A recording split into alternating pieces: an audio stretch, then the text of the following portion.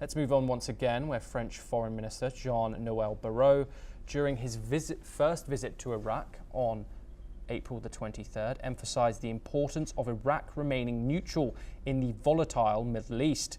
Barrot praised Iraq's efforts to maintain stability and urged the country to avoid being dragged into conflicts that it did not choose. His visit comes amid regional tensions, including the Israel-Hamas conflict, and aims to bolster support for a two-state solution to the Palestinian-Israeli issue. Barrot's tour also includes Kuwait and Saudi Arabia, and he is preparing for an international conference later this year on the two-state solution. President of Iraq's autonomous Kurdistan region, Narakvan Barzani, also met with the visiting French Foreign Minister Jean-Noel Barrot in April, during the latter's first visit to the country. Let us listen in to what the French minister stated. Solidarité aussi face aux conséquences des conflits qui bouleversent toute la région. Les foyers de crise sont nombreux, de la guerre de Gaza aux tensions avec l'Iran, en passant par les conséquences de la chute de Bachar al-Assad et les défis de la transition syrienne. Let's move over to South America for our next story. Miners in Bolivia are protesting a critical economic crisis marked by massive fuel shortages. These protests have brought the Bolivian administrative capital, La Paz, to a standstill. There were huge groups of protesters seen marching through the city blocks in several avenues. Bolivia, a major producer of silver, zinc, lithium and tin, has for months been experiencing a shortage of dollars in its economy, crippling the country to the brink of economic collapse. The lack of currency fluidity in the country has led to massive shortages in fuel imports, causing goods prices to soar in turn, which has caused a substantial plummeting effect on the agricultural and mining output. Let's take a listen to what the protesters had to say. En el oriente hemos estado sufriendo mucho por diésel, por gasolina, sufrimos mucho para la siembra, ahora estamos en la cosecha más grande del país, 1.6 millones de hectáreas sembramos en el oriente. ¿Para qué? Para que esta cadena productiva sea perfecta. Si producimos más como agropecuarios, los transportistas van a transportar más, el gremial va a vender más, el industrial va a procesar más y el exportador todos los excedentes los va a llevar para atrás. Hay que cambiar ese modelo, no sirve. No es gastar la plata. Aquí hay que cambiar un modelo basado en un sistema de producción, basado con 4 pilares. Familia, lo más importante. Seguridad jurídica, propiedad privada, tecnología. We move from South America to Australasia now, where Australia will stockpile critical minerals in a new strategic reserve. Prime Minister Anthony Albanese said as nations scramble to source rare earths and coveted metals outside China.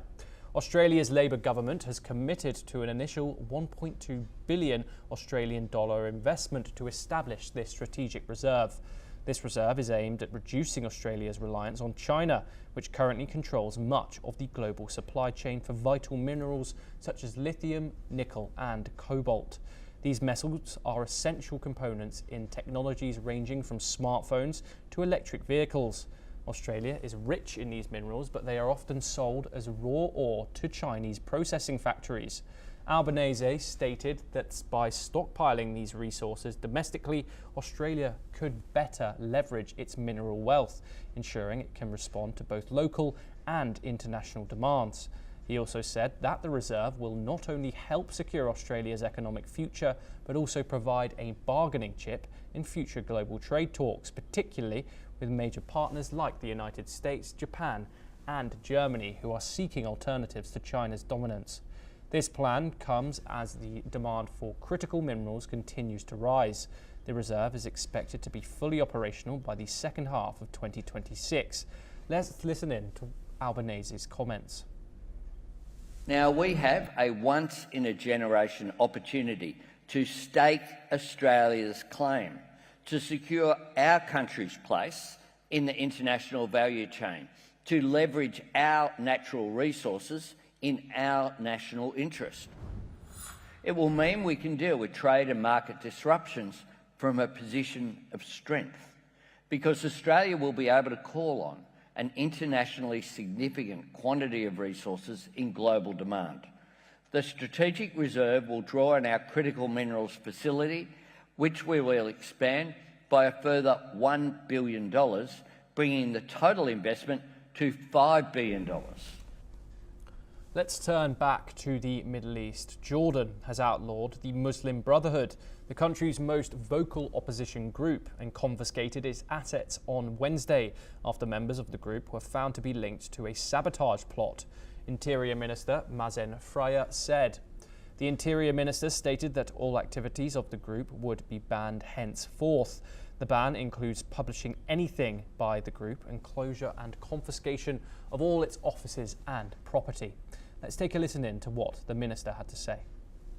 وانطلاقا من حرصنا الأكيد على سلامة مجتمعنا وتحصينه من الأعمال التي تعكر صفو الأمن والنظام وتشوه الممارسات السياسية الفضلى وللمحافظة على الأمن والاستقرار، فقد تقرر ما يلي: أولاً، العمل على الإنفاذ الفوري لأحكام القانون على ما يسمى بجماعة الإخوان المسلمين المنحلة باعتبارها جمعية.